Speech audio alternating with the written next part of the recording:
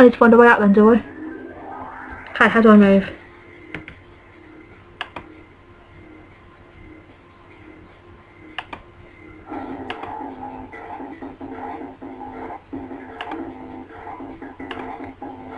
Oh.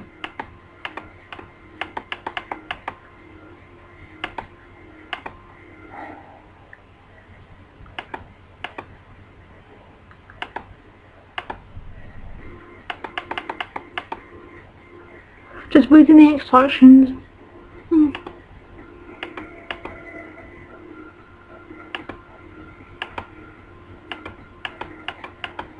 Oh my god, so many instructions. Which I'm going to forget, I bet.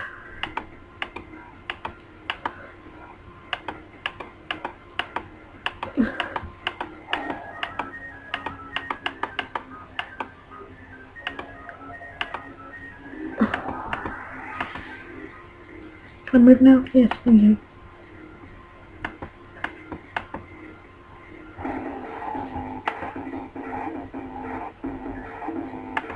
Alright. So I've got to find a way out, bitches. Where's the door? Come here, open the door. I'm clicking the wrong screen. I'm so stupid.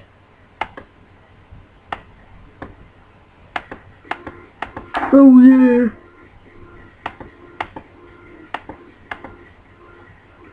Damn. Go back and back again. There's not another window or something. I can just like ninja myself way through. What's up there? But no, you don't want me to click up there. Cool. Okay. What's this?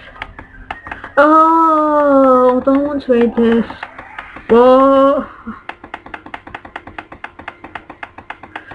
Oh my god, what have I got myself into? So much text. Can I?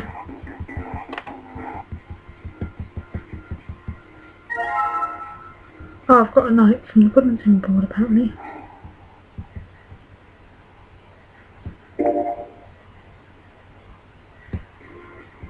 Yeah, okay.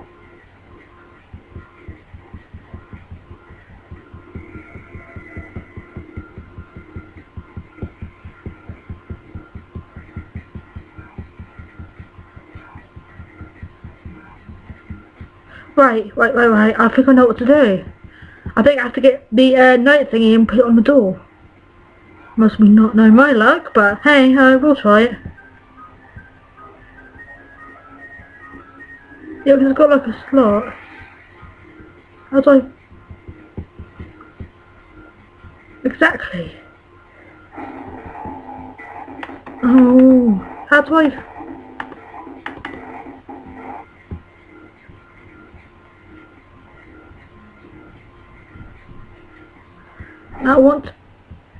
I want to put the friggin... Maybe it's not the thing then.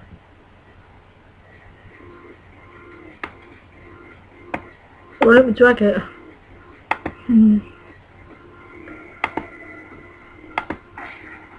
Oh, what's this? I got a small key that is red. A small red key apparently. Oh. Grabbed the key and shoved it in his pocket. He intended to leave immediately, but something stopped him. His reflection stared back at him from the mirror, but he had scarcely recognised himself. His confusion was well justified. His face was drawn and pale, and the dark circles under his eyes made him look as though he was nearly dead. Even as he said it, something in his mind unopened a memory bobbed to the surface. It was the last thing Junpei remembered before waking up in the strange room. Does he know his name? I don't know. It was past midnight when he came home. Junpei shuffled up the stairs and opened the door to apartment 201. Inside was his apartment, a small one-bedroom affair that ran him about $630 a month. He moved into it when he entered college, and so far had been there for 3 years and 7 months. He stepped inside and turned on the lights.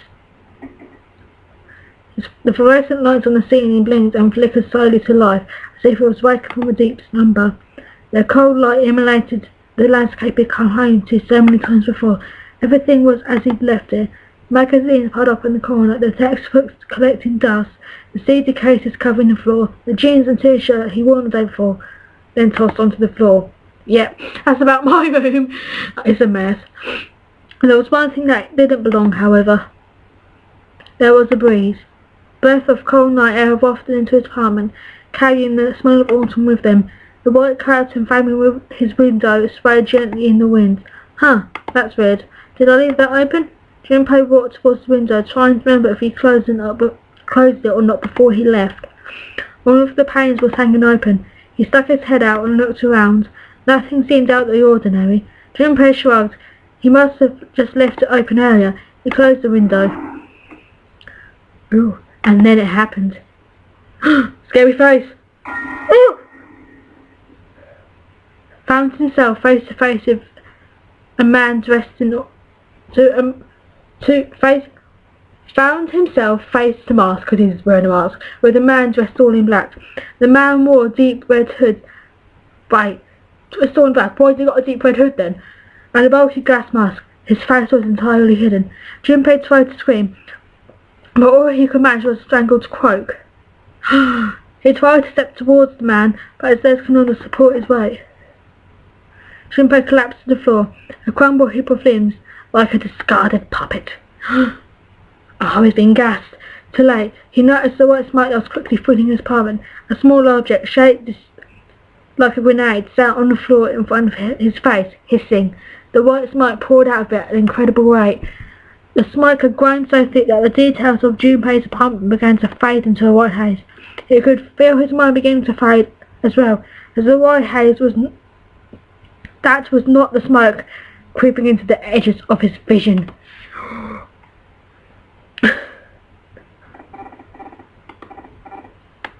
Chosen? What? Am I like Harry Potter or something? A rasping voice wormed its way out of the gas smoke. It was cold and harsh, and distorted in some way Junpei couldn't put his finger on. A game? Oh. Not a Harry game, okay. Put my life on the line. Oh, okay, just like, play a game, possibly get killed in the making, who cares? That was the last thing Junpei remembered. The white smoke overpowering him. The masked man faded from his vision and felt his consciousness fall away into the white mist. I can remember again. Son of a bitch. I didn't know there was fairy in this, so I'll live. Junpei had no idea. Indeed, he wasn't even sure that the assailant had even been a man. I suppose that's quite common. People tend to think that's men, not women. The voice had been cold and mechanical, likely passed through a voice changer, and the body had been covered in a thick cloak. Who was the man in the mask? You've been chosen. I've been chosen. I'm the next Harry Potter or something, I'm guessing. I had no idea where he was or why he was there. There was only one thing from his memory that seemed important. The dude in the gas mask. The game. Put my life on the line, yay. Oh. Broken hand now. Right, should I try?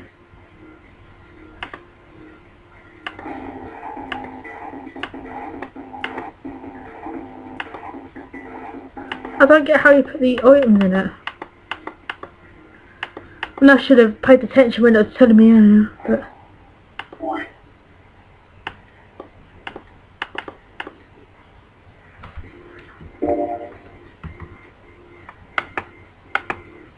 But use it to open the room red, okay, that's a clue. But that's not key shaped.